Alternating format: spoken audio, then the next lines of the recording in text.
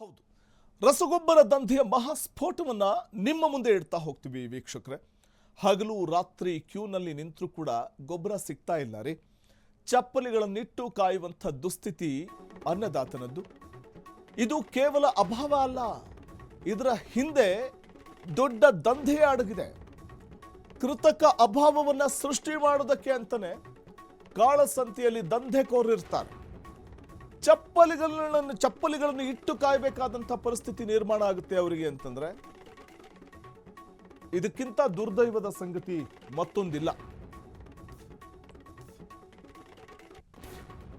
ಸರ್ಕಾರದ ಸಬ್ಸಿಡಿ ನೋಡಿ, ರೈತರ ಹೆಸರಲ್ಲಿ ಟನ್ ಗಟ್ಟಲೆ ಗೊಬ್ಬರ ರಾತ್ರೋರಾತ್ರಿ ಮಾಯ ಆಗುತ್ತೆ. ಎಲ್ಲಿ ಹೋಗುತ್ತೆ ಸ್ವಾಮಿ ಆ ರಸಗೊಬ್ಬರ? ಎಲ್ಲಿ ಹೋಗುತ್ತೆ? ಬಿತ್ತನೆ ಬೀಜ ಸಿಗ್ತಾ ಇಲ್ಲ, ಅದರ ಅಭಾವ ಇದೆ ಅಂತಂದ್ರೆ ಎಲ್ಲಿ ಹೋಗುತ್ತೆ ಆ ಬಿತ್ತನೆ ಬೀಜ? ಡೀಲರ್ಗಳ ಹಣದ ಆಸೆಗೆ ಉನ್ನತ ಅಧಿಕಾರಿಗಳೇ ಕೈಗೊಂಬೆ ಆಗಿದ್ದಾರೆ. ಫ್ರೀಡಂ ಟಿವಿ ರಿಯಾಲಿಟಿ ಚೆಕ್ನಲ್ಲಿ ಅಧಿಕಾರಿಗಳ ಬೇಜವಾಬ್ದಾರಿತನ ಪತ್ತೆಯಾಗಿದೆ. ಅರ್ಹ ರೈತರ ಹೆಬ್ಬೆರಳ ಗುರುತು ಪಡೆದು ಬೇರೆಯವರಿಗೆ ವರ್ಗಾವಣೆ ಮಾಡ್ತಾರೆ ಅಂತಂದ್ರೆ ಕೃಷಿ ಸಚಿವರಿಲ್ಲ. ಯಾರಿಗೆ ಹೇಳೋದು? ಕೃಷಿ ಸಚಿವರೇ ಇನ್ನೂ ಇಲ್ಲ ರಾಜ್ಯದಲ್ಲಿ. ಕೃಷಿ ಖಾತೆಯನ್ನೇ ಯಾವ ಮಂತ್ರಿಗೂ ಕೊಟ್ಟಿಲ್ಲ. ಸೊ ಹೀಗಿರುವಾಗ ತಮ್ಮ ಅಳಲನ್ನು ಯಾರ ಹತ್ರ ತೋಡ್ಕೋತಾರೆ? ಕೃಷಿ ಸಚಿವರೇ ಇತ್ತ ನೋಡಿ ಅನ್ನೋದಕ್ಕೆ ಕೃಷಿ ಸಚಿವರಿಲ್ಲ. ಮುಖ್ಯಮಂತ್ರಿಗಳಷ್ಟೇ ನೋಡ್ಬೇಕಿತ್ತ. ಅನ್ನ ಕೊಡುವಂತಹ ರೈತನಿಗೆ ಭಿಕ್ಷುಕರಂತೆ ನಿಲ್ಲುವಂತಹ ಒಂದು ಸ್ಥಿತಿಯನ್ನ ತಂದಿಟ್ಟಿದ್ ಯಾರು? ಅಧಿಕಾರಿಗಳು ಡೀಲರ್ಗಳ ಬ್ಯಾಂಕ್ ಖಾತೆ ತನಿಖೆಗೆ ಆಗ್ರಹ ಮಾಡಲಾಗ್ತಾ ಇದೆ. ಸರ್ಕಾರಿ ಸಬ್ಸಿಡಿಯ ಕೋಟ್ಯಾಂತರ ರೂಪಾಯಿ ಲೂಟಿ ಆಗ್ತಾ ಇರೋದು ಸಾಬೀತಾಗ್ತಾ ಇದೆ. ಸರ್ಕಾರಕ್ಕೆ ಸ್ವಲ್ಪನಾದ್ರೂ ಮಾನ ಮರ್ಯಾದೆ ಇದ್ರೆ, ಮುಖ್ಯಮಂತ್ರಿ ಅವರು ಇತ್ತ ಗಮನ ಹರಿಸಿದ್ರೆ ಬಹುಶಃ ಇಂಥ ಒಂದು ಪರಿಸ್ಥಿತಿ ರೈತ ಇವತ್ತು ಎದುರಿಸಬೇಕಾಗಿರ್ಲಿಲ್ಲ. ಅನ್ನ ಕೊಡುವಂತಹ ರೈತ ರೀ ಭಿಕ್ಷುಕರಂತೆ ನಿಲ್ಲಬೇಕು ಅಂತಂದ್ರೆ ಅಲ್ಲಿನ ಅಧಿಕಾರಿಗಳು ಇನ್ನೂ ಕೂಡ ಎಮ್ಮೆ ಚರ್ಮದ ಅಧಿಕಾರಿಗಳು ನಿದ್ರಾವಸ್ಥೆಗೆ ಜಾರಿದಾರ. ನಿದ್ದೆಯಲ್ಲೇ ಇದ್ದಾರೆ ಅಂತಂದ್ರೆ ಅವ್ರನ್ನ ಎಬ್ಸೋದು ಯಾವಾಗ? ಚಡಿ ಏಟ್ ಕೊಟ್ಟರು ಮಾತ್ರ ಇದ್ದೇಳೋದು ಅವರು, ಇಲ್ಲಾಂದ್ರೆ AC ರೂಮ್ನಲ್ಲಿ ಆರಾಮ ಮಲ್ಕೋತಾರೆ. ಅಂಥ ಒಂದು ಪರಿಸ್ಥಿತಿ ಇದೆ. ರೈತರ ಆಕ್ರೋಶ, ಆ ಆಕ್ರೋಶದ ಕಟ್ಟೆ ಒಡೆದು ಪ್ರತಿಭಟನೆ ಹಾದಿ ತುಳಿಯೋಕ್ಕೂ ಮುನ್ನ ಎಚ್ಚೆತ್ಕೊಳ್ಬೇಕು ಸರ್ಕಾರ ಇತ್ತ ಅಥವಾ ಅಧಿಕಾರಿಗಳು ಎಚ್ಚೆತ್ಕೊಳ್ಬೇಕಾಗುತ್ತೆ. ಎಸ್, ಇನ್ನು ಹಗಲು ರಾತ್ರಿ ಅನ್ನದೆ ಊಟ ನಿದ್ದೆ ಬಿಟ್ಟು ಕಾಯ್ದರೂ ಕೂಡ ರೈತರಿಗೆ ಸಮರ್ಪಕವಾಗಿ ರಸಗೊಬ್ಬರ ಸಿಗ್ತಾ ಇಲ್ಲ. ಕ್ಯೂನಲ್ಲಿ ನಿಂತು ಸುಸ್ತಾಗ್ತಾ ಇದ್ದಾರೆ ರೈತರು. ಕೊನೆಗೆ ತಮ್ಮ ಚಪ್ಪಲಿಗಳನ್ನೇ ಸಾಲಾಗಿ ಇಟ್ಟು ಕಾಯುವಂಥ ದುಸ್ಥಿತಿ ನಿರ್ಮಾಣವಾಗಿದೆ. ಆದರೆ ವೀಕ್ಷಕರೇ, ನೀವು ಗಮನಿಸಬೇಕು, ಇಲ್ಲೊಂದು ಶಾಕಿಂಗ್ ಟ್ವಿಸ್ಟ್ ಇದೆ. ಇದು ಕೇವಲ ಗೊಬ್ಬರದ ಅಭಾವ ಅಲ್ಲ, ಇದರ ಹಿಂದೆ ಕೃಷಿ ಇಲಾಖೆಯ ಅಧಿಕಾರಿಗಳ ಕಳ್ಳಾಟ ಕೂಡ ಇದೆ ಮತ್ತು ಡೀಲರ್ಗಳ ದೊಡ್ಡ ದಂಧೆ ಅಡಗಿದೆ ಅನ್ನುವಂಥ ಗಂಭೀರ ಆರೋಪವನ್ನು ನಾವು ಹೇಳ್ತಾ ಇಲ್ಲ, ಸಾರ್ವಜನಿಕರೇ ಹೇಳ್ತಾರೆ. ಹೌದು, ರೈತರ ಹೆಸರಲ್ಲಿ ಬರುವಂಥ ಗೊಬ್ಬರ ಎಲ್ಲಿ ಹೋಗ್ತಾ ಇದೆ ಸ್ವಾಮಿ? ಕೃಷಿ ಅಧಿಕಾರಿಗಳು ಯಾರ ಕೈಗೊಂಬೆಯಾಗಿದ್ದಾರೆ? ಈ ಬಗ್ಗೆ ಫ್ರೀಡಂ ಟಿವಿ ಕಂಪ್ಲೇಂಟ್ ಬಾಕ್ಸ್ ನಡೆಸಿದಂಥ ರಿಯಾಲಿಟಿ ಚೆಕ್ ಇಲ್ಲಿದೆ, ಬನ್ನಿ ನೋಡೋಣ.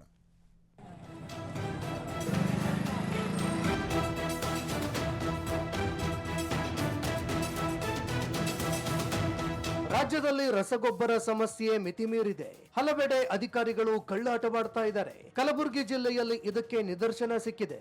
ಅನ್ನದಾತರ ಆಕ್ರೋಶದ ಕಟ್ಟೆ ಒಡೆದು ಹೋಗಿದೆ. ಹೌದು, ಕಣ್ಣು ಹಾಯಿಸಿದಷ್ಟು ಕಾಲಿನಲ್ಲಿ ಇರಬೇಕಾದ ಚಪ್ಪಲಿಗಳೇ ಸಾಲಾಗಿ ನಿಂತಿವೆ.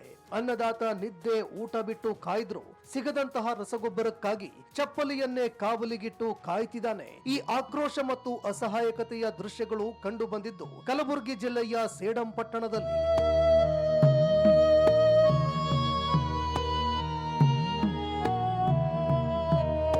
ಸೇಡಂ ಪಟ್ಟಣದ ರೈತ ಸಂಪರ್ಕ ಕೇಂದ್ರದ ಮುಂದೆ ರೈತರು ರಸಗೊಬ್ಬರವನ್ನ ಖರೀದಿ ಮಾಡೋದಕ್ಕೆ ಬೆಳ್ಳಂಬೆಳಗ್ಗೆ ಬಂದು ನಿಂತು ಸುಸ್ತಾಗಿ ಕೊನೆಗೆ ಕ್ಯೂನಲ್ಲಿ ತಮ್ಮ ಚಪ್ಪಲಿಗಳನ್ನ ಇಟ್ಟು ಕಾಯುವಂತಹ ಸ್ಥಿತಿ ನಿರ್ಮಾಣವಾಗಿದೆ. ಕ್ಯೂನಲ್ಲಿ ನಿಲ್ಲೋದಕ್ಕೆ ತಾಕತ್ತಿಲ್ಲದೆ ತಮ್ಮ ಪಾಳಿ ಯಾವಾಗ ಬರತ್ತು ಅಂತ ಅಲ್ಲಿಯೇ ಸಪ್ಪೆ ಮೋರೆಯನ್ನ ಹೊತ್ತು ಕುಳಿತುಕೊಳ್ಳುವ ಅನಿವಾರ್ಯತೆ ಉಂಟಾಗಿದೆ. ರೈತರು ತಮ್ಮ ಎಲ್ಲಾ ಕೃಷಿ ಕೆಲಸ ಕಾರ್ಯಗಳನ್ನ ಬಿಟ್ಟು ಕೃಷಿ ಇಲಾಖೆ ಸುಪರ್ದಿಗೆ ಬರುವ ಈ ಕೇಂದ್ರಕ್ಕೆ ಅಲಿತಿದ್ದಾರೆ. ಆದ್ರೆ ಇಲಾಖೆಯ ಅಧಿಕಾರಿಗಳು ಮಾತ್ರ ಕಣ್ಣುಮುಚ್ಚಿ ಕುಳಿತಿದ್ದಾರೆ.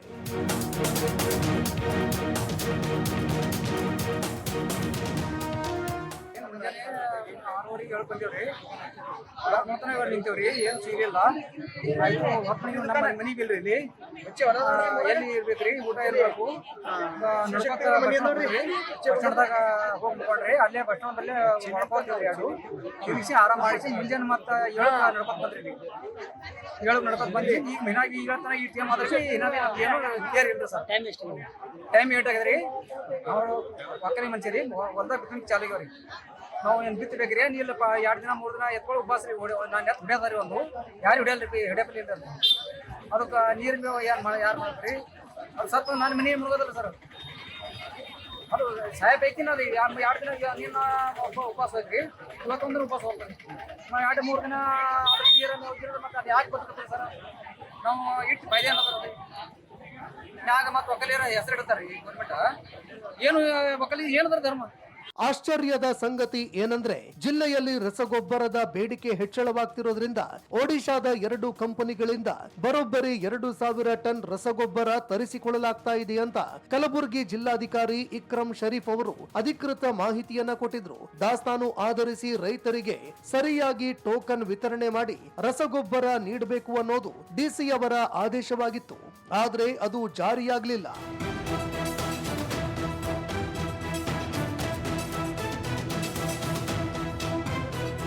ಕಲಬುರಗಿ ಜಿಲ್ಲೆಯಲ್ಲಿ ಮುಂಗಾರು ಹಂಗಾಮಿನಲ್ಲಿ ತೊಗರಿಯನ್ನ ಅತಿ ಹೆಚ್ಚಾಗಿ ಬಿತ್ತನೆ ಮಾಡೋದ್ರಿಂದ ಡಿಎಪಿ ಗೊಬ್ಬರಕ್ಕೆ ಸಿಕ್ಕಾಪಟ್ಟೆ ಬೇಡಿಕೆ ಇದೆ. ಒಂದು ಅಂದಾಜಿನ ಪ್ರಕಾರ 1 ಎಕರೆಯಲ್ಲಿ ತೊಗರಿ ಬಿತ್ತನೆ ಮಾಡೋದಕ್ಕೆ 1 ಪ್ಯಾಕೆಟ್ ಡಿಎಪಿ ರಸಗೊಬ್ಬರ ಬೇಕೇ ಬೇಕು. ಸರ್ಕಾರದಿಂದ ಸಾವಿರಾರು ಟನ್ ಗೊಬ್ಬರ ಸರಬರಾಜಾಗ್ತಿದ್ರು ಅದು ರೈತರ ಕೈ ಸೇರ್ತಿಲ್ಲ.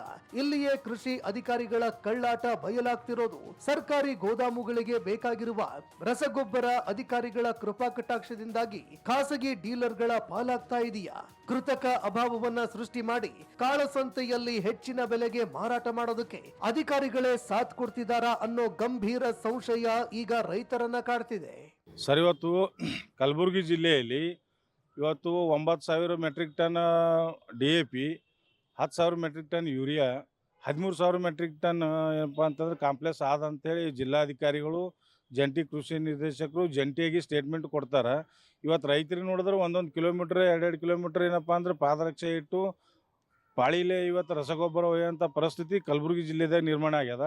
ಇವತ್ತು ಆಗ್ರೋ ಕೇಂದ್ರ ಮಾಲೀಕರು 1,800 2,000 ರೂಪಾಯಿ ರೇಟ್ DAPಗೆ ತೊಗೋತಾರೆ, 600 ರೂಪಾಯಿ ಯೂರಿಯಾ ತೊಗೋತಾರೆ. ಅದ್ರ ಜೊತೆ nano urea, nano DAP link ತೊಗೋಬೇಕಂತೇಳಿ ರೈತರಿಗೆ ದಬ್ಬಾಳಿಕೆ ಮಾಡಿ ಹೊಡೆಯೋ ಪರಿಸ್ಥಿತಿ ಇವತ್ತು. ಉದಾಹರಣೆ ಅಫ್ಜಲ್ಪುರ. ಇವತ್ತು ಕಲಬುರಗಿ ಜಿಲ್ಲೆಯಲ್ಲಿ ಇಷ್ಟೊಂದು ರಸಗೊಬ್ಬರ ಕೊರತೆ ಆದಂದ್ರೂ ಇವತ್ತು ಜಿಲ್ಲಾಧಿಕಾರಿಗಳು ಬರೀ ಪೇಪರ್ ಟೈಗರ್ ಆಗಿ ಕೆಲಸ ಮಾಡಲಾತ್ತಾರ ಹೊರತಾಗಿ ಇವತ್ತು ಅದಕ್ಕೊಂದು ಸೊಲ್ಯೂಷನ್ ಕಂಡು ಹಿಡಿಯಲಾಗ್ಯಾರ. ನಮಗೆ ಸರಾಸರಿ ಇವತ್ತು DAP ಮತ್ತು ಯೂರಿಯಾ 40,000 ಮೆಟ್ರಿಕ್ ಟನ್ ಪ್ರತಿ ವರ್ಷ ನಮಗೆ ವಾರ್ಷಿಕ ಬೇಕಿಷ್ಟು. ಇವತ್ತೇನದ ನಮ್ಮ ಬಳಿ ಇದ್ದಿದೆ 20,000 ಮೆಟ್ರಿಕ್ ಟನ್, 20,000ಕ್ಕೂ ಇನ್ನೂ ಕಮ್ಮಿನೇ ಅದ. ಆಲ್ರೆಡಿ ವಿತರಣೆ ಮಾಡಿವಿ ಅಂತ ಹೇಳ್ತಾರೆ. ಗೊಬ್ಬರ ಎಲ್ಲಿ ಹೋಯ್ತು? ಒಟ್ಟಾರೆಯಾಗಿ ಹೇಳೋದಾದ್ರೆ ಅನ್ನ ಕೊಡುವ ಅನ್ನದಾತ ಮುಂಗಾರಿನ ಆರಂಭದಲ್ಲೇ ಬೀದಿಗೆ ಬಂದು ನಿಂತಿದ್ದಾನೆ. ಕೃಷಿ ಅಧಿಕಾರಿಗಳ ಕಳ್ಳಾಟ ಮತ್ತು ಡೀಲರ್ಗಳ ದಂಧೆಯಿಂದಾಗಿ ಕಲಬುರಗಿ ಜಿಲ್ಲೆ ರೈತರು ಕಣ್ಣೀರಿನಲ್ಲಿ ಕೈ ತೊಳೆಯುವಂತಾಗಿದೆ. ಜಿಲ್ಲಾಧಿಕಾರಿಗಳು ಹಾಗೂ ಕೃಷಿ ಇಲಾಖೆ ಉನ್ನತ ಅಧಿಕಾರಿಗಳು ತಕ್ಷಣ ಮಧ್ಯಪ್ರವೇಶ ಮಾಡಬೇಕಿದೆ. ರಸಗೊಬ್ಬರ ಡೀಲರ್ಗಳೊಂದಿಗೆ ಮತ್ತು ಕಳ್ಳಾಟ ಆಡುತ್ತಿರುವ ಕೆಳ ಹಂತದ ಅಧಿಕಾರಿಗಳೊಂದಿಗೆ ಕಠಿಣ ಸಭೆಯನ್ನ ನಡೆಸಿ ದಾಸ್ತಾನು ಎಲ್ಲಿದೆ ಅನ್ನೋದನ್ನ ಪತ್ತೆ ಹಚ್ಚಿ ರೈತರಿಗೆ ಸಮರ್ಪಕವಾಗಿ ಪಾರದರ್ಶಕವಾಗಿ ರಸಗೊಬ್ಬರ ವಿತರಣೆ ಮಾಡಬೇಕಿದೆ. ಇಲ್ಲದಿದ್ರೆ ರೈತರ ಈ ಆಕ್ರೋಶದ ಜ್ವಾಲೆ ಕೃಷಿ ಇಲಾಖೆಯನ್ನ ಸುಟ್ಟು ಭಸ್ಮ ಮಾಡೋದ್ರಲ್ಲಿ ಸಂಶಯವಿಲ್ಲ. ಕ್ಯಾಮರಾಮನ್ ಜೊತೆ ಪುರುಷೋತ್ತಮ್ ಕುಲಕರ್ಣಿ, ಫ್ರೀಡಂ ಟಿವಿ, ಕಲಬುರಗಿ.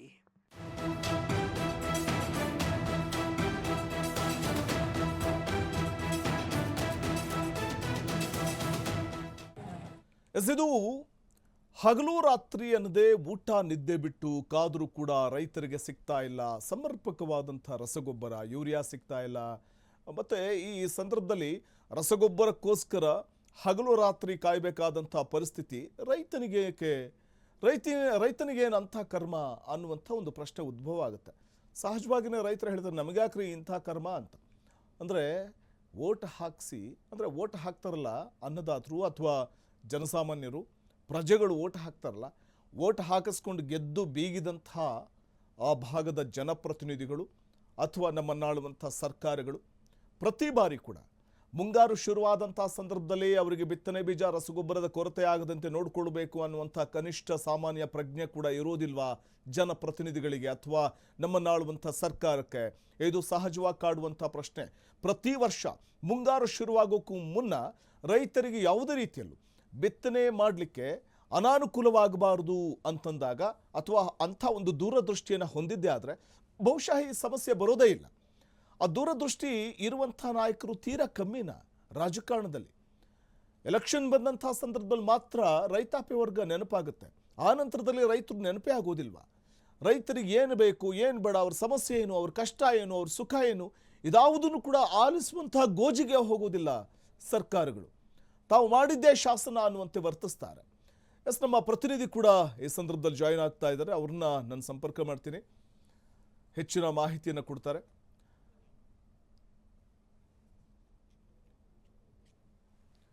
ಪುರುಷೋತ್ತಮ್ ಹೆಚ್ಚಿನ ಮಾಹಿತಿಯನ್ನು ಕೊಡ್ತಾರೆ ಈ ಬಗ್ಗೆ. ಲೈನಲ್ಲಿದ್ದಾರೆ ಪುರುಷೋತ್ತಮ್. ಬಹುಶಃ ರೈತ ದೇಶದ ಬೆನ್ನೆಲುಬು ಅಂತ ನಾವೇನು ಕರಿತೀವಿ, ಅಂತಹ ರೈತನಿಗೆ ಇವತ್ತು ರಸಗೊಬ್ಬರಕ್ಕೋಸ್ಕರ, ಬಿತ್ತನೆ ಬೀಜಕ್ಕೋಸ್ಕರ ಈ ರೀತಿ ಆ ಚಪ್ಪಲಿಯನ್ನು ಸಾಲುಗಟ್ಟಿ ಹಾಕಿ ಕಾವಲು ಕಾಯಬೇಕಾದಂಥ ಅಥವಾ ತಮ್ಮ ಸರದಿಗೋಸ್ಕರ ಕಾಯಬೇಕಾದಂಥ ಒಂದು ಅನಿವಾರ್ಯ ಪರಿಸ್ಥಿತಿ ಬಂದಿದೆ ಅಂತಂದ್ರೆ ಇದು ನಿಜಕ್ಕೂ ದುರ್ದೈವ ಅಲ್ವೇ ಪುರುಷೋತ್ತಮ್? ನಿಜಕ್ಕೂ ಏನು, ಮುಂಗಾರು ಹಂಗಾಮು ಆರಂಭವಾಗುತ್ತಿದ್ದಂತೆ ಕಲಬುರಗಿ ಜಿಲ್ಲೆಯಲ್ಲಿ ರೈತರು ಕೃಷಿ ಚಟುವಟಿಕೆಗಳನ್ನ ಆರಂಭ ಮಾಡ್ತಾ ಇದ್ದಾರೆ. ವಿಪರ್ಯಾಸ ಅಂದ್ರೆ ರಸಗೊಬ್ಬರದ ಕೊರತೆ ಜಿಲ್ಲೆಯಲ್ಲಿ ಕಾಣಿಸ್ತಾ ಇರುವಂತದ್ದು. ಸೊ ಹೀಗಾಗಿ ಎಲ್ಲೋ ಒಂದ್ ಕಡೆ ಈ ದೇಶದ ಬೆನ್ನೆಲುಬು ರೈತ ಅಂತ ಕರೀತಾರೆ. ಆದ್ರೆ ರಸಗೊಬ್ಬರಕ್ಕಾಗಿ ಈ ರೀತಿಯ ಕ್ಯೂನಲ್ಲಿ ನಿಂತರೂ ಕೂಡ ರಸಗೊಬ್ಬರ ಸಿಗ್ತಾ ಇರೋದು ವಿಪರ್ಯಾಸನೇ ಸರಿ ಅಂತ ಹೇಳ್ಬೋದು. ಏನೋ ಚಪ್ಪಲಿಗಳ ಸಾಲನ್ನ ಇಟ್ಟು ನಿದ್ದೆಯನ್ನ ಮಾಡದೆ, ಊಟವನ್ನ ಮಾಡದೆ ಕೂಡ ಕಾಯ್ದರೂ ಕೂಡ ರಸಗೊಬ್ಬರ ಕೂಡ ಸಿಗ್ತಾ ಇರುವಂತದ್ದು. ನಿನ್ನೆ ಏನೋ ಕಲಬುರಗಿ ಜಿಲ್ಲೆಯ ಸೇಡಂ ಪಟ್ಟಣದಲ್ಲಿ ರೈತರು ರಸಗೊಬ್ಬರ ಖರೀದಿ ಮಾಡ್ಲಿಕ್ಕೆ ನಿಂತು ಸುಸ್ತಾಗಿದ್ರು. ಕೊನೆಗೆ ಕ್ಯೂನಲ್ಲಿ ಚಪ್ಪಲಿಯನ್ನ ಇಟ್ಟು ಕಾಯುವಂತ ಒಂದು ಪರಿಸ್ಥಿತಿಯು ಕೂಡ ನಿರ್ಮಾಣವಾಗಿತ್ತು. ಕ್ಯೂನಲ್ಲಿ ನಿಲ್ಲೋಕೆ ಆಗದೆ ಈ ಚಪ್ಪಲಿಯನ್ನ ಇಟ್ಟು ರಸಗೊಬ್ಬರ ಪಡೆಯಲು ಕೂಡ ಇಲ್ಲಿ ನಿಂತಿರುವಂತದ್ದು. ತಮ್ಮ ಪಾಳಿ ಬಾರದೆ ಮತ್ತು ಅಲ್ಲೇ ಸಪ್ಪೆ ಮೊರೆ ಹೊತ್ತು ಕುಳಿತುಕೊಳ್ಳುವಂತಹ ಒಂದು ಅನಿವಾರ್ಯತೆಯನ್ನ ನಾವು ನೋಡ್ತಾ ಇರುವಂತದ್ದು. ಸೇಡಂ ಪಟ್ಟಣದಲ್ಲಿ ರೈತರು ಬೆಳಗ್ಗೆಯಿಂದಲೇ ತಮ್ಮ ಕೆಲಸ ಕಾರ್ಯವನ್ನ ಬಿಟ್ಟು ಏನು ಕೃಷಿ ಇಲಾಖೆಯ ಸುಪರ್ದಿಗೆ ಬರುವಂತಹ ಒಂದು ಕೆಲವೊಂದಿಷ್ಟು ಏನು ಕೇಂದ್ರಗಳಿದಾವೆ, ಆ ಕೇಂದ್ರದ ಬಳಿ ನಿಂತರೂ ಕೂಡ ಸಮರ್ಪಕವಾಗಿ ಅವರಿಗೆ ರಸಗೊಬ್ಬರ ಸಿಗ್ತಾ ಇಲ್ಲ. ಹೀಗಾಗಿ ಜಿಲ್ಲೆಯಲ್ಲಿ ರಸಗೊಬ್ಬರದ ಬೇಡಿಕೆ ಒಂದ್ ಕಡೆ ಹೆಚ್ಚಾಗಿರುವುದರಿಂದಾಗಿ ಮತ್ತು ಒಡಿಶಾದ 2 ಕಂಪನಿಗಳಿಂದ ಇದೀಗ 2,000 ಟನ್ ರಸಗೊಬ್ಬರವನ್ನ ತರಿಸಿಕೊಳ್ಳಲು ಆಗ್ತಾ ಇದೆ ಅಂತ ಹೇಳಿ ಕಲಬುರಗಿ ಜಿಲ್ಲಾಧಿಕಾರಿಯಾಗಿರುವಂತಹ ಇಕ್ರಮ್ ಶರೀಫ್ ಅವರು ಮಾಹಿತಿಯನ್ನ ನೀಡಿದ್ರು. ಆದ್ರೆ ದಾಸ್ತಾನು ಆಧರಿಸಿ ರೈತರಿಗೆ ಟೋಕನ್ ವಿತರಣೆ ಮಾಡಿ ರಸಗೊಬ್ಬರವನ್ನ ಕೊಡಬೇಕು. ಆದ್ರೆ ಇದು ಯಾವುದೂ ಕೂಡ ಇಲ್ಲಿ ಕಲಬುರಗಿ ಜಿಲ್ಲೆಯಲ್ಲಿ ಯಥಾವತ್ತಾಗಿ ಆಗ್ತಾ ಇರುವಂತದ್ದಲ್ಲ. ಜಿಲ್ಲೆಯಲ್ಲಿ ಮುಂಗಾರು ಹಂಗಾಮಿನಲ್ಲಿ ಏನೋ ಇಲ್ಲಿ ಕಲಬುರಗಿಯಲ್ಲಿ ತೊಗರಿಯನ್ನ ಜಾಸ್ತಿ ಬೆಳೆಯಲಾಗುತ್ತದೆ. ಸೊ ಹೀಗಾಗಿ ರಸಗೊಬ್ಬರ ಹೆಚ್ಚಿನ ಬೇಡಿಕೆಯೂ ಕೂಡ ಇರುವಂತದ್ದು. ಆದ್ರೆ ರಸಗೊಬ್ಬರ ಸರಿಯಾಗಿ ಪ್ರಮಾಣದಲ್ಲಿ ಇವರಿಗೆ ಪೂರೈಕೆ ಆಗ್ತಾ ಇಲ್ಲ. ಹೀಗಾಗಿ ಕಲಬುರಗಿ ಜಿಲ್ಲೆಯ ಬಹುತೇಕ ರೈತರ ಸಮಸ್ಯೆಯೂ ಕೂಡ ಇದೇ ಆಗಿರುವಂತದ್ದು. ಹೀಗಾಗಿ ರಸಗೊಬ್ಬರವನ್ನ ಸಮರ್ಪಕವಾಗಿ ಪೂರೈಕೆ ಮಾಡಬೇಕು ಅಂತಕ್ಕಂಥದ್ದು ರೈತರ ಆಗ್ರಹ ಕೂಡ ಆಗ್ತಾ ಇರುವಂತದ್ದು. ಪುರುಷೋತ್ತಮ, ಇಲ್ಲಿ ರಸಗೊಬ್ಬರದ ಕೊರತೆ ಎದುರಾಗ್ಲಿಕ್ಕೆ ಪ್ರಮುಖವಾಗಿ ರಸಗೊಬ್ಬರದ ಕೃತಕ ಅಭಾವವನ್ನ ಸೃಷ್ಟಿ ಮಾಡುವಂತಹ ಪ್ರಯತ್ನಗಳು ಕೂಡ ಆಗಿದೆಯಾ? ಅದು ಒಂದ್ ರೀತಿಯಲ್ಲಿ ಕಾರಣನಂತ? ನಿಜಕ್ಕೂ ಅದು ಕೂಡ ಒಂದು ರೀತಿಯ ಕಾರಣ ಅಂತ ಹೇಳ್ಬೋದು. ಯಾಕಂತಂದ್ರೆ ಮಧ್ಯಪ್ರಾಚ್ಯದಲ್ಲಿ ಯುದ್ಧದ ಒಂದು ಎಫೆಕ್ಟ್ ಇದೀಗ ಕಲಬುರಗಿ ಮೇಲೆ ಬಿದ್ದಿರುವಂತದ್ದು. ಮತ್ತೊಂದು ಕಡೆ ಏನೋ ಕಲಬುರಗಿ ಜಿಲ್ಲೆಗೆ ಸಮರ್ಪಕವಾಗಿ ಏನು ರಸಗೊಬ್ಬರ ಪೂರೈಕೆ ಆಗ್ತಾ ಇಲ್ಲ. ಸೊ ಹೀಗಾಗಿ ಕೃಷಿ ಅಧಿಕಾರಿಗಳು ಮತ್ತು ಜಿಲ್ಲಾಧಿಕಾರಿಗಳು ಕೂಡ ಇದೇ ಮಾತನ್ನ ಹೇಳ್ತಾ ಇರುವಂತದ್ದು. ಇದ್ದ ರಸಗೊಬ್ಬರದಲ್ಲೇ ನೀವು ಅಡ್ಜಸ್ಟ್ ಅನ್ನ ಮಾಡ್ಕೊಳ್ಳಿ ಅಂತಕ್ಕಂಥ ಮಾತನ್ನ ಹೇಳ್ತಾ ಇರುವಂತದ್ದು. ಸೊ ಈಗ ಒಟ್ಟಾರೆಯಾಗಿ ಕಲಬುರಗಿಯಲ್ಲಿ ರಸಗೊಬ್ಬರಕ್ಕಾಗಿ ರೈತರು ಸಾಕಷ್ಟು ಏನೋ ಪಡುವಂತ ಇದೆ. ಕೂಡಲೇ ಇದೀಗ ಜಿಲ್ಲಾಡಳಿತ ಇದರಲ್ಲಿ ಮಧ್ಯಸ್ಥಿಕೆ ವಹಿಸಿ ಜಿಲ್ಲೆಯ ರೈತರಿಗೆ ಅನುಕೂಲ ಮಾಡಿಕೊಡ್ಬೇಕು ಅಂತೇಳಿ ರೈತರು ಕೂಡ ಆಗ್ರಹ ಮಾಡ್ತಾ ಇರುವಂತದ್ದು. ಅಲ್ಲಿ ಅಭಾವ ಸೃಷ್ಟಿಯಾಗಿದೆ, ರಸಗೊಬ್ಬರದ ಅಭಾವ ಅಂತಂದ್ರೆ ಸಂಬಂಧಪಟ್ಟಂತ ಕೃಷಿ ಅಧಿಕಾರಿಗಳು ಈ ಬಗ್ಗೆ ರೈತರ ಕಷ್ಟಗಳೇನು, ಅವ್ರ ಸಮಸ್ಯೆ ಏನು, ರಸಗೊಬ್ಬರದ ಅಭಾವ ಎಷ್ಟು ಪ್ರಮಾಣದಲ್ಲಿ ಆಗ್ತಾ ಇದೆ, ಎಷ್ಟು ಪ್ರಮಾಣದ ರಸಗೊಬ್ಬರ ಬೇಕು, ಇದ್ರ ಬಗ್ಗೆ ಏನು ಮಾಹಿತಿ ಪಡ್ಕೊಳ್ಳುವಂಥದ್ದು ಅಥವಾ ಅವರಿಗೆ ಸೂಕ್ತವಾಗಿ ಸ್ಪಂದಿಸೋದು ರೈತರಿಗೆ ಯಾವುದು ಮಾಡೋದೇ ಇಲ್ವಾ ಕೃಷಿ ಅಧಿಕಾರಿಗಳು? ನಿಜಕ್ಕೂ ಈ ಒಂದು ಕೆಲಸ ಆಗ್ಲೇಬೇಕು. ಯಾಕಂತಂದ್ರೆ ಜಿಲ್ಲೆಯಲ್ಲಿ ಯಾವ ಪ್ರಮಾಣದಲ್ಲಿ ರಸಗೊಬ್ಬರದ ಕೊರತೆ ಇದೆ ಮತ್ತು ಎಷ್ಟು ರಸಗೊಬ್ಬರ ಈ ಜಿಲ್ಲೆಗೆ ಬೇಕು ಅಂತಕ್ಕಂಥ ಒಂದು ಮೀಟಿಂಗ್ ಅನ್ನ ಮಾಡಬೇಕು. ಆದ್ರೆ ಜಿಲ್ಲೆಯ ಜಿಲ್ಲಾಧಿಕಾರಿಗಳಾಗ್ಲಿ ಅಥವಾ ಏನು ರಸಗೊಬ್ಬರದ ಈ ಒಂದು ಕೃಷಿ ಇಲಾಖೆಯ ಅಧಿಕಾರಿಗಳಾಗಿರ್ಬೋದು ಈ ಒಂದು ಮೀಟಿಂಗ್ ಅನ್ನ ಮಾಡಬೇಕು. ಮಾಡಿ ಜಿಲ್ಲೆಗೆ ಬಂದಿರುವಂತಹ ಈ ಒಂದು ರಸಗೊಬ್ಬರದ ಸಮಸ್ಯೆಯನ್ನ ಹೋಗಲಾಡಿಸಬೇಕು. ಯಾಕಂದ್ರೆ ಇಡೀ ಏಷ್ಯಾ ಖಂಡಕ್ಕೆ ಅತಿ ಹೆಚ್ಚು ತೊಗರಿಯನ್ನ ಪೂರೈಕೆ ಮಾಡುವುದು ಕಲಬುರಗಿ. ಕಲ್ಯಾಣ ಕರ್ನಾಟಕದಾಗ ಏನು ಹೆಡ್ ಕ್ವಾರ್ಟರ್ಸ್ ಕಲಬುರಗಿಯಲ್ಲಿ ಸಾಕಷ್ಟು ಪ್ರಮಾಣದಲ್ಲಿ ತೊಗರಿಯನ್ನ ಬೆಳಿತಾರೆ, ಹತ್ತಿಯನ್ನ ಬೆಳಿತಾರೆ. ಸೊ ಇದೆಲ್ಲದಕ್ಕೂ ಏನು ರಸಗೊಬ್ಬರ ಬೇಕು. ಒಂದು ವೇಳೆ ರಸಗೊಬ್ಬರ ಸಮರ್ಪಕವಾಗಿ ಪೂರೈಕೆ ಆಗದೆ ಹೋದ್ರೆ ಜಿಲ್ಲೆಯ ರೈತರು ಸಾಕಷ್ಟು ತೊಂದರೆ ಅನುಭವಿಸಬೇಕಾಗುತ್ತೆ. ಈ ಪುರುಷೋತ್ತಮ, ಈಗ ಸರ್ಕಾರಿ ಕೇಂದ್ರಗಳಲ್ಲಿ ಗೊಬ್ಬರ ಇಲ್ಲ ಅಂತಂದ್ರೆ ಒಂದ್ ಕಡೆ ಈ ಕಾಳಸಂತೆಯಲ್ಲಿ ಏನಾದರೂ ಗೊಬ್ಬರ ಸಿಗ್ತಾ ಇದೆಯಾ? ರಸಗೊಬ್ಬರ ಅದು ದುಪ್ಪಟ್ಟು ದರದಲ್ಲಿ ಏನಾದರೂ ದರ ನಿಗದಿ ಮಾಡಿ ಏನಾದರೂ ಮಾರ್ತಾ ಇರುವಂಥದ್ದು, ಆ ಬಗ್ಗೆ ಏನಾದರೂ ಮಾಹಿತಿ ಇದೆಯಾ? ನಿಜಕ್ಕೂ ಆ ರೀತಿಯ ಒಂದು ಘಟನೆಯು ಕೂಡ ಕಲಬುರಗಿ ಜಿಲ್ಲೆಯಲ್ಲಿ ನಡೆದಿರುವಂತದ್ದು. ಪ್ರಮುಖವಾಗಿ ಜಿಲ್ಲೆಯಲ್ಲಿ ಅಕ್ಕಪಕ್ಕದ ರಾಜ್ಯಗಳಿಗೂ ಕೂಡ ಇಲ್ಲಿಂದಲೇ ಏನು ರಸಗೊಬ್ಬರ ಹೋಗ್ತಾ ಇದೆ ಅಂತಕ್ಕಂತ ಆರೋಪವನ್ನ ಇಲ್ಲಿಯ ಜಿಲ್ಲೆಯ ರೈತರು ಕೂಡ ಮಾಡ್ತಾ ಇರುವಂತದ್ದು.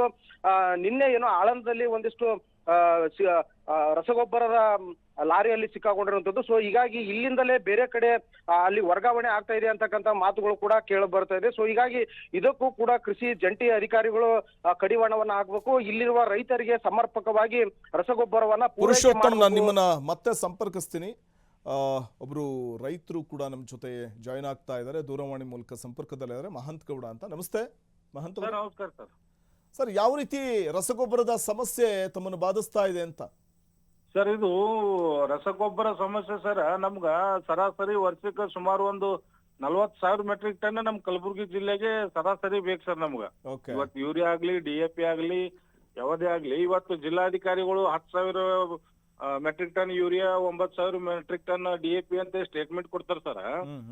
ಬಟ್ ಈಗ ಅದು ಗೊಬ್ಬರ ನಮ್ಗ ರೈತರಿಗೆ ಬೇಕಲ್ ಸರ್. ಎಲ್ಲಿ ಅದ 9,000 ಎಲ್ಲಿ ಅದ, 10,000 ಎಲ್ಲಿ ಅದ, ರೈತರಿಗೆ ಬೇಕಲ್ ಸರ್ ನಮ್ಗ. ರೈತರಿಗೆ ಇಲ್ರಿ, 1 ಕಿಲೋಮೀಟರ್ ಚಪ್ಪಲ್ ಪಾಳಿ ಹಚ್ಚಿ ತೋಲತ್ತಾರ್ರಿ. ಇದ್ರ ರೈತರಿಗೆ ಎಲ್ಲಿನೂ ಮತ್ ಇನ್ನೊಂದ್ ಸರ್ 1,350 ರೂಪಾಯಿ DAP, 265 ರೂಪಾಯಿ ಯೂರಿಯಾ ಮಾರಾಟ ಮಾಡ್ಬೇಕು ಸರ್ ಅವ್ರು. ಈಗ ಇಲ್ಲಿ ಏನಲ್ಲತ್ತು ಸರ್ 18 ಹಿಡ್ಕೊಂಡು 1,800 ಹಿಡ್ಕೊಂಡು 2,000 DAP ಸರ್, 400 ಹಿಡ್ಕೊಂಡು 500, 600 ತನ ಯೂರಿಯಾ ಸರ್. ಮತ್ ವಿಶೇಷವಾಗಿ ಇಲ್ಲಿ ಕಳಪೆ ರಸಗೊಬ್ಬರ ಪೂರ ಪ್ರತಿಯೊಂದು ತಾಲೂಕಿನಲ್ಲಿ ಅದೇ ತಾಂಡವಾಡ್ಲತ್ತ ಸರ್ ಇಲ್ಲಿ. ಈಗ ನಾವು 2-3 ಕಡೆ ನಾವು ಚೆಕ್ ಮಾಡಿದಾಗ ಸರ್, ಅವ್ರು ರೈತರಿಗೆ ಗಾಡಿಗಳು ಏನದ ಇದು ಮಾಡ್ಕೊಂಡು ಹೋಗಿದ್ರು ಉದಾಹರಣೆ ಅವ ಸರ್. ಅಂದ್ರೆ ಇದು ಕಾಳಸಂತೆಯಲ್ಲಿ ಮಾರಾಟ ಆಗ್ತಿದೆ, ಇಲ್ಲಿ ರಸಗೊಬ್ಬರದ ಕೊರತೆ, ಆದ್ರೆ ಅಂಗಡಿಗಳಿಗೆ ಹೋದ್ರೆ ದುಪ್ಪಟ್ಟು ದರದಲ್ಲಿ ಮಾರ್ತಾರೆ ಅಂತೀರಾ? ಮಾರ್ತಾರ ಸರ್. ಇದಕ್ಕ ಹೊಣೆಗಾರರು ಉಪನಿರ್ದೇಶಕರು ಬಾಲರಾಜ್ ಅಂತ ಸರ್ ರೀ, ಮತ್ತ ಉಪನಿರ್ದೇಶಕರು ಕಲಬುರಗಿ 1, ಉಪನಿರ್ದೇಶಕರು ಕಲಬುರಗಿ 2 ಇಬ್ಬರಾರ ಸರ್ ನಮ್ಗೂ. ಕೃಷಿ ಇಲಾಖೆಯ ಅಧಿಕಾರಿಗಳು ಕೂಡ ಇದರಲ್ಲಿ ಕೈ ಜೋಡಿಸಿದಾರ ಈ ಕಾಳಸಂತೆಗೆ ರಸಗೊಬ್ಬರ ಪೂರೈಕೆ? ಹೌದು ಸರ್. ಈ ಅನ್ಸೂಯ ಅಂತ DD1 ಅದ ಸರ್, DD2 ಇವ್ರು ನೇರ ಹೊಣೆ ಅವರೇ ರೀ. ಉಪನಿರ್ದೇಶಕರು ಕಲಬುರಗಿ 1, ಉಪನಿರ್ದೇಶಕರು ಕಲಬುರಗಿ 2. ನೀವು ಅವ್ರನ್ನ ಪ್ರಶ್ನೆ ಮಾಡ್ಲಿಲ್ವಾ ಸರ್? ಪ್ರಶ್ನೆ ಮಾಡಿದ್ರೆ ಅವ್ರು ಉಡಾಫೆ ಉತ್ತರ ಕೊಡ್ತಾರೆ ಸರ್. ನಾವೆಲ್ಲ ಹೋಗ್ತೀವಿ, ನಾವು ವಿಸಿಟ್ ಮಾಡ್ತೀವಿ, ಬರೀ ಕತ್ತಿನೇ ಹೇಳ್ತಾರೆ ಸರ್. ಇದು ಎಲ್ಲ ಸ್ಟ್ರೈಕ್ನು ಆಗ್ಯಾವ ಸರ್ ಇಲ್ಲಿ ಕಲಬುರಗಿಗೆ. ಈಗ ಮತ್ತೊಂದ್ 2-3 ದಿನದಾಗ ನಾವು ಜಿಲ್ಲಾಧಿಕಾರಿ ಕಚೇರಿ ಮುಂದೆ ಕಳಪೆ ರಸಗೊಬ್ಬರ ಇಟ್ಕೊಂಡೆ ನಾವು ಹೋರಾಟ ಅಣಿಯಾಲತ್ತೀವಿ ಸರ್. ಈಗ 2-3 ದಿನದಾಗ ಸರ್ ನಾವು ನಮ್ ಬೇಡಿಕೆ ಏನ್ ಸರ್, ರೈತರಿಗೆ ಕರೆಕ್ಟ್ ಆಗಿ ರಸಗೊಬ್ಬರ ಪೂರೈಕೆ ಆಗ್ಬೇಕು, ಸರ್ಕಾರ ನಿಗದಿ ಮಾಡಿದಂತ MRP ದರದಲ್ಲಿ ವಿತರಣೆ ಆಗ್ಬೇಕು. ಗೌಡ ಅವ್ರೆ, ನೀವು ಇಷ್ಟೆಲ್ಲಾ ಬೇಡಿಕೆ ಹೇಳ್ತೀರಿ, ಎಂಥ ದುರಂತ ಅಂದ್ರೆ, ಎಂಥ ವಿಪರ್ಯಾಸ ಅಂತಂದ್ರೆ, ನಮ್ಮನ್ನಾಳುವಂಥ ಜನಪ್ರತಿನಿಧಿಗಳು ರೈತರು ನಮ್ಮ ದೇಶದ ಬೆನ್ನೆಲುಬು ಅಂತಾರೆ, ನಾವು ರೈತ ಪರ ಸರ್ಕಾರ ಅಂತೆಲ್ಲ ಬೊಗಳೆ ಬಿಡ್ತಾರೆ. ಆದರೆ ನೋಡಿ, ಮುಂಗಾರು ಶುರುವಾಗಿದೆ, ರೈತರಿಗೆ ರಸಗೊಬ್ಬರ ಬಿತ್ತನೆ ಬೀಜದ ಕೊರತೆ ಇದೆ, ಇನ್ನೂ ಒಬ್ಬ ಕೃಷಿ ಸಚಿವ ಕೂಡ ಇಲ್ಲ ಸರ್ಕಾರದಲ್ಲಿ. ಯಾರು ಹೇಳ್ತೀರಿ? ಒಂದ್ ಕಡೆ ಎಮ್ಮೆ ಚರ್ಮದ ಅಧಿಕಾರಿಗಳು ರಸಗೊಬ್ಬರ ತಾವೇ ಹೇಳ್ತಾ ಇದ್ರಿ. ಸೊ ರಸಗೊಬ್ಬರ ಕಾಳಸಂತೆಯಲ್ಲಿ ಮಾರಾಟ ಮಾಡ್ಲಿಕ್ಕೆ ಕೃಷಿ ಕಚೇರಿಯ ಅಧಿಕಾರಿಗಳು ಇನ್ವಾಲ್ವ್ ಆಗಿದ್ದಾರೆ ಅಂತ ಹೇಳ್ತಿದ್ರಿ. ಯಾರು ಕೊಡ್ತೀರಿ ದೂರನ್ನ? ಕೃಷಿ ಸಚಿವರೇ ಇಲ್ವಲ್ಲ ಸ್ವಾಮಿ? ಸರ್, ಕೃಷಿ ಸಚಿವರು ಇದಕ್ಕೆ ಹೊಣೆಗಾರ ಹೊತ್ಕೊಂಡು DK ಶಿವಕುಮಾರ್ ಅವರೇ ರಾಜೀನಾಮೆ ಕೊಡ್ಬೇಕು ಸರ್. ಇದಕ್ಕ ಈ ರಸಗೊಬ್ಬರ ಇಡೀ ಕರ್ನಾಟಕದ ತಾಂಡಾಡ್ಲತ್ತ ಸರ್. ಇದು ಕೃಷಿ ಸಚಿವರು ಇಲ್ರಿ, ಇದ್ದಂತ ಅಧಿಕಾರಿಗಳು ಕರೆಕ್ಟ್ ಆಗಿ ಸ್ಪಂದನೆ ಮಾಡಲ್ಲ. ಇವತ್ತು ಕಲಬುರಗಿ ಜಿಲ್ಲೆಯಲ್ಲಿ ಇವರು ಉಪನಿರ್ದೇಶಕರು 1 ಮತ್ತು ಉಪನಿರ್ದೇಶಕರು 2 ಇವ್ರೆಲ್ಲರೂ ಶಾಮೀಲಾರ ಸರ್ ಇದ್ರಾಗ. ಅಲ್ಲ ಸರ್, ನೀವು ಸುಮ್ನೆ ಬಿಟ್ರ? ಹೋಗಿ ಕೇಳಿದ್ರೆ ಯಾರು ಕೂಡ ಇದ್ ಮಾಡೋದಿಲ್ಲ, ಕಾಲರ್ ಪಟ್ಟಿ ಹಿಡ್ಕೊಂಡು ಕೇಳಬೇಕು ಸರ್. ಈಗ ನೆಕ್ಸ್ಟ್ ನಾವು ಇವತ್ತು ಈಗ 2-3 ದಿನದಾಗ ನಾವು ಹೋರಾಟಕ್ಕೆ ಅದೇ ಅಣಿ ಆಲತ್ತೀವಿ. ಅಧಿಕಾರಿಗಳಿಗೆ ವಿಶೇಷವಾಗಿ ನಮ್ ಭಾಗದ ಶಾಸಕರಿಗೆ ಕತ್ತು ಪಟ್ಟಿ ಹಿಡ್ಕೊಂಡು ರೋಡಿಗೆ ತರಬೇಕು ಸರ್ ನಾವು ಇಲ್ಲಿ. ಯಾಕಂದ್ರೆ ನೀವು ಶಾಸಕರೇನ್ ಕತ್ತಿ ಕಾಯ್ತಾರೇನ್ ಸರ್? ಅವ್ರವ್ರ ತಾಲೂಕು ಕ್ಷೇತ್ರಗಳಿಗೆ ರೈತರು ಓಟ್ ಹಾಕಿರ್ತಾರೆ, ಅವ್ರಿಗೆ ಗೊಬ್ಬರ ಕೊಡಿಸ್ಬೇಕು, ಬೀಜ ಕೊಡಿಸ್ಬೇಕು ಅಂತಕ್ಕಂತ ಅರಿವು ಈ ಭಾಗದ ಶಾಸಕರಿಗೆ ಇಲ್ಲ ಸರ್. ಅವ್ರಿಗೆ ಬರೀ ಕತ್ತಿ ಹೊಡಿತಾರ ಸರ್. ಕತ್ತಿ ಹೊಡಿಯೋದು, ಆರಾಮ್ AC ಕಾರ್ನಾಗ ತಿರುಗಾಡೋದು, TADA ತೋತಾರ, ತಮ್ಮ ಹೆಂಡ್ರ ಮಕ್ಕಳಿಗೆ ಆರಾಮ್ ನೋಡ್ಕೋತಾರ. ಇಲ್ಲಿ ರೈತರುಗಳು. ಥ್ಯಾಂಕ್ ಯು ಮಹಂತ್ ಗೌಡ ಅವರೇ. ಸಮಂತ್ ಪಾಟೀಲ್ ಅವರು ಕೃಷಿ ಅಧಿಕಾರಿಗಳು ನಮ್ಮ ಜೊತೆ ದೂರವಾಣಿ ಸಂಪರ್ಕದಲ್ಲಿದ್ದಾರೆ. ನಮಸ್ತೆ ಸಮಂತ್ ಪಾಟೀಲ್ ಅವರೇ. ನಮಸ್ತೆ ಸರ್, ಹೇಳಿ ಸರ್. ಕಲಬುರಗಿ ಭಾಗದಲ್ಲಿ ರಸಗೊಬ್ಬರದ ಕೊರತೆ ಎದುರಾಗಿದೆ. ಜನ ಅಲ್ಲಿ ಚಪ್ಪಲಿಗಳನ್ನ ಕ್ಯೂನಲ್ಲಿ ಬಿಟ್ಬಿಟ್ಟು ತಾವು ನಿಂತ್ಕೊಳ್ಳೋಕ್ಕಾಗದೆ ಚಪ್ಪಲಿ ಬಿಟ್ಟು ತಮ್ಮ ಸರದಿ ಬಂದಾಗ ಚಪ್ಪಲಿ ಹಾಕೊಂಡು ರಸಗೊಬ್ಬರ ಖರೀದಿ ಮಾಡಬೇಕಾದಂಥ ಪರಿಸ್ಥಿತಿ ಇದೆ. ತಾವೇನ್ ಮಾಡ್ತಿದ್ರಿ? ತಮ್ಮ ಗಮನಕ್ಕೆ ಬಂದಿದೆಯಾ ಇದು? ಅಲ್ಲ, ನಮ್ಮ ಸಿಬ್ಬಂದಿ ಇದ್ಕೊಂಡು ಯಾವ ಅಂಗಡಿಗೆ ನಮ್ಮ ಕಡೆಯಿಂದ ಗೊಬ್ಬರ ಹೋಗ್ತಾ ಇದೆ, ಹ್ಮ್ ಅಂಗಡಿಯಲ್ಲಿ ನಾವು 1 ಡೇ ಬಿಫೋರ್ ರೈತರಿಗೆ ಹೇಳ್ಬಿಟ್ಟು ಲೈನ್ ಹಚ್ಚಿ ಹ್ಮ್ ಕೂಪನ್ ಕೊಟ್ಟು ಅವರಿಗೆ ನಾವು ಗೊಬ್ಬರ ಕೊಡ್ತಾ ಇರುವಾಗನೇ ರೈತ ಬಾಂಧವರು ಲೈನ್ ಹಚ್ಚಿ ನಿಂತು ಕೊಡ್ತಿದ್ದಾರೆ. ಇದು ನಮ್ಮ ಕೇಂದ್ರ ಕಚೇರಿಯಿಂದ ಇನ್ಸ್ಟ್ರಕ್ಷನ್ ಕೊಟ್ಟಿದ್ದಾರೆ. ಯಾಕೆಂದ್ರೆ ಹ್ಮ್ ರೇಷನಿಂಗ್ ಆಗ್ಬೇಕು. ಯಾವಾಗೂ ರಸಗೊಬ್ಬರದ ಈಗ ಬೇರೆ ದೇಶದಲ್ಲಿ ವಾರ್ ನಡೀತಾ ಇರೋದ್ರಿಂದ ರಸಗೊಬ್ಬರ ಬರ್ತಾ ಇಲ್ಲ. ಹ್ಮ್ ನಮಗೆ ಜಿಲ್ಲೆಗೆ ಒಟ್ಟಾರೆಯಾಗಿ April May June 19,000 metric ton DAP ಬರ್ಬೇಕಾಗಿತ್ತು. ಹ್ಮ್ 5,600 ಮೆಟ್ರಿಕ್ ಟನ್ ಬಂದಿದೆ. ಹ್ಮ್ ನಮ್ಮಲ್ಲಿ ಮಾರ್ಚ್ ಅಲ್ಲಿ OB 10,500 ಮೆಟ್ರಿಕ್ ಟನ್ ಇತ್ತು. ಆ ರಸಗೊಬ್ಬರನ ಬಳಸಿ ನಾವು ರೈತ ಬಾಂಧವರಿಗೆ ಈಗ ಎಲ್ರಿಗೆ ಸರದಿ ಸಾಲಲ್ಲಿ ನಿಲ್ಲಿಸಿ ನಮ್ಮ ಸಿಬ್ಬಂದಿ ಪ್ರತಿಯೊಂದು ಅಂಗಡಿಗೆ ಕೂಡಿಸಿ ಹ್ಮ್ ನಾವು ಕೊಡಿಸ್ತಂತ ಕೆಲಸ ಮಾಡ್ತಾ ಇದೀವಿ. ಅದಕ್ಕಾಗಿ ನೀಟಾಗಿ ಎಲ್ರಿಗೆ ಸಿಗ್ತಾ ಇದೆ. ಲೈನ್ ಅಲ್ಲಿ ನಿಂತ್ಕೊಂಡು ತಗೋತಿದ್ದಾರೆ. ಅಲ್ಲ, ನೀಟಾಗಿ ಸಿಗ್ತಾ ಇದೆ ಅಂತ ಹೇಳ್ತೀರಿ. ಕಲಬುರಗಿ ಜಿಲ್ಲೆಯಲ್ಲೇ ರಸಗೊಬ್ಬರದ ಕೊರತೆ ಎದುರಾಗಿದ್ದು ನಮಗೆ ಸೂಕ್ತ ಸಮಯದಲ್ಲಿ ಸಿಗ್ತಾ ಇಲ್ಲ ಅಂತ ಹೇಳ್ತಾರೆ. ಅದಕ್ಕೆ ಯಾವ ರೀತಿ ಕ್ರಮ ತೆಗೆದುಕೊಂಡಿದ್ದೀರಿ ತಾವು ಅಂತ ಅಂದ್ರೆ ಈಗ ಆಲ್ರೆಡಿ ನಾವು ಹೆಚ್ಚುವರಿ ರಸಗೊಬ್ಬರ ಬೇಕಾಗತ್ತೆ ನಮ್ಮ ಕೇಂದ್ರ ಕಚೇರಿಗೂ ಮಾಹಿತಿ ಕೊಟ್ಟಿದೀವಿ. ಹಾ ಈಗ ಸರಬರಾಜಿನಲ್ಲಿ ವ್ಯತ್ಯಯ ಆಗಿರೋದ್ರಿಂದ ಸ್ವಲ್ಪ ಕೊರತೆ ಇದೆ. ಅದನ್ನ ನಮ್ಮ ಸಿಬ್ಬಂದಿಗಳಿಗೆ ಹಚ್ಚಿ ನಾವು ಮ್ಯಾನೇಜ್ ಮಾಡ್ತಾ ಇದೀವಿ. monitor ಸಮತ್ ಮಾಡ್ತಾ ಪಟೇಲ್ ಅವರೇ, ಇದೀವಿ. ತಾವು ಕೃಷಿ ಅಧಿಕಾರಿ ಇದ್ದೀರಿ. ಒಂದ್ ಕಡೆ ರೈತರು ಆರೋಪ ಮಾಡ್ತಾರೆ, ಕೃಷಿ ಅಧಿಕಾರಿಗಳು ಸರಿಯಾಗಿ ಕೇಳಕ್ ಹೋದ್ರೆ ಸರಿಯಾಗಿ ಸ್ಪಂದಿಸೋದೇ ಇಲ್ಲ, ಮತ್ತೆ ಕಾಳಸಂತೆಯಲ್ಲಿ ದುಪ್ಪಟ್ಟು ದರಕ್ಕೆ ರಸಗೊಬ್ಬರ ಸಿಗುತ್ತೆ, ಇದರಲ್ಲಿ ಕೃಷಿ ಅಧಿಕಾರಿಗಳು ಇನ್ವಾಲ್ವ್ ಆಗಿದ್ದಾರೆ ಅನ್ನುವಂತ ಆರೋಪ ಮಾಡ್ತಾರೆ. ಇಲ್ಲ, ಅಂತದ್ ನಮಗ್ ದಾಖಲಾತಿ ಕೊಡಿ. ಅದ್ ನಾವು ಸಹಿತ ಸೋಷಿಯಲ್ ಮೀಡಿಯಾದಲ್ಲಿ ಹೇಳಿದೀವಿ ಸರ್. ಯಾರಾದ್ರೂ ಆತರ ಹೆಚ್ಚಿಗೆ ದರ ತಗೋತಾ ಇದ್ರೆ ಲೈಸೆನ್ಸ್ ಕ್ಯಾನ್ಸಲ್ ಮಾಡ್ತೀವಿ ಅಂತ. ಆಲ್ರೆಡಿ ನಾವು ಜಿಲ್ಲೆ 11 ತಾಲೂಕಿನಲ್ಲಿ ರೇಡ್ ಮಾಡಿದೀವಿ. 51 ಅಂಗಡಿಗಳಿಗೆ ನೋಟಿಸ್ ನೀಡಿ ನಾವು 86 ಲಕ್ಷದ ವರ್ತ್ ಫರ್ಟಿಲೈಸರ್ ನ ಸ್ಟಾಪ್ ಸೇಲ್ ನೋಟಿಸ್ ಕೊಟ್ಟು ಪ್ರೊಸೀಜರ್ ನಲ್ಲಿ ಇದೆ, ಆಕ್ಷನ್ ತಗೋತಾ ಇದೀವಿ. ನಮ್ಮೆಲ್ಲಾ ಸಿಬ್ಬಂದಿಗಳು ದಿನೇ ರಸಗೊಬ್ಬರ ಮಾನಿಟರಿಂಗ್ ನಲ್ಲಿ ತೊಡಗಿದೀವಿ. ಈವನ್ ಮಾನ್ಯ ಜಿಲ್ಲಾಧಿಕಾರಿಗಳು ಸಹಿತ ಈಗ ನಿನ್ನೆ ಅಫ್ಜಲ್ಪುರ್ ನಲ್ಲಿ 2 ಶಾಪ್ ನೋಡಿದ್ದಾರೆ. ಎಲ್ಲರೂ ನಾವು ಫೀಲ್ಡ್ ಅಲ್ಲಿ ಇದೀವಿ. ಮಾನ್ಯ ಜಿಲ್ಲಾಧಿಕಾರಿಗಳ ಒಂದು ಮಾರ್ಗದರ್ಶನದಲ್ಲಿ ಕೆಲಸ ಮಾಡ್ತಾ ಇದೀವಿ. ಸಮತ್ ಪಟೇಲ್ ಅವರೇ, ಕೃತಕ ಜಿಲ್ಲಾಡಳಿತ ಸಹಿತ ಅಭಾವವನ್ನ ಇದರಲ್ಲಿ ಇನ್ವಾಲ್ವ್ ಇದೆ. ರಸಗೊಬ್ಬರದ ಕೃತಕ ಅಭಾವವನ್ನ ಸೃಷ್ಟಿ ಮಾಡುವಂತದ್ದು ದೊಡ್ಡ ದಂಧೆನೇ ಇದೆಯಾ ಅಂತ? ಇಲ್ಲ ಸರ್, ಆ ತರ ಇಲ್ಲ. ಈಗ ಕಡಿಮೆ ಸರಬರಾಜು ಆಗಿರೋದ್ರಿಂದ ಸ್ವಲ್ಪ ರೈತ ಬಾಂಧವರು ಆತಂಕ ಒಳಗಡೆ ಆಗಿದ್ದಾರೆ.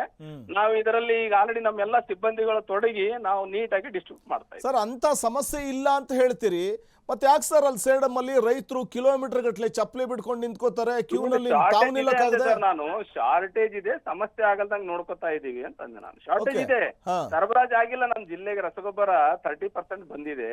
DAP ಒಂದೇ, ಉಳಿದಿದೆಲ್ಲ ರಸಗೊಬ್ಬರ ಇದೆ. DAP ಒಂದೇ 30% ಸರಬರಾಜು ಆಗಿದೆ. ಶಾರ್ಟೇಜ್ ಇದೆ. ಶಾರ್ಟೇಜ್ ಇದ್ದಾಗ ನಮ್ಮ ಕ್ಷೇತ್ರದಲ್ಲಿ ಇದು ಮಾನಿಟರ್ ಮಾಡಬೇಕು. ನಮ್ಮ ಅಧಿಕಾರಿಗಳು ಮಾನಿಟರ್ ಮಾಡ್ತಾ ಇದ್ದಾರೆ. ನಾನು ಡೈಲಿ ಮಾನಿಟರ್ ಮಾಡ್ತಾ ಇದ್ದೀನಿ.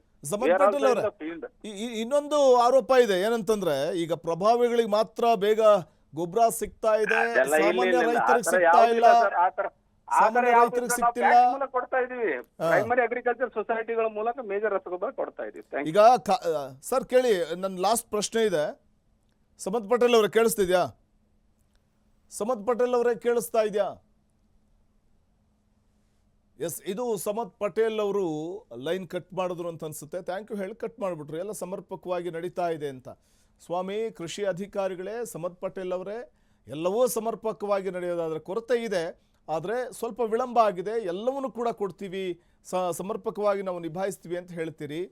ರೈತರಿಗೆ ಈಗ ಮಳೆ ಸುರಿತಾ ಇದೆ ಸ್ವಾಮಿ. ಮಳೆ ಬಂದಂಥ ಸಂದರ್ಭದಲ್ಲಿ ಕೃಷಿ ಚಟುವಟಿಕೆಗಳು ದ್ವಿಗುಣಗೊಳ್ಳುತ್ತಲ್ಲ. ಆದರೆ ಈ ಸಂದರ್ಭದಲ್ಲಿ ಆ ಒಂದು ಸಂಪೂರ್ಣವಾಗಿ ರಸಗೊಬ್ಬರ ಕೃಷಿ ಚಟುವಟಿಕೆಗಳಿಗೆ ಬೇಕಾಗುತ್ತೆ. ಆದರೆ ಕೃಷಿ ಚಟುವಟಿಕೆಗಳಿಗೆ ಬೇಕಾದಂಥ ರಸಗೊಬ್ಬರ ಸಿಗ್ತಾ ಇಲ್ಲ ಅಂತಂದಾಗ ರೈತ ಏನು ಮಾಡಬೇಕು? ಮುಂಗಾರು ಆರಂಭ ಆದಂಥ ಸಂದರ್ಭದಲ್ಲಿ ಬಿತ್ತನೆ ಮಾಡ್ತಾರೆ ಅನ್ನುವಂಥ ಕನಿಷ್ಠ ಸಾಮಾನ್ಯ ಪ್ರಜ್ಞೆ ಇರೋದಿಲ್ವೇ?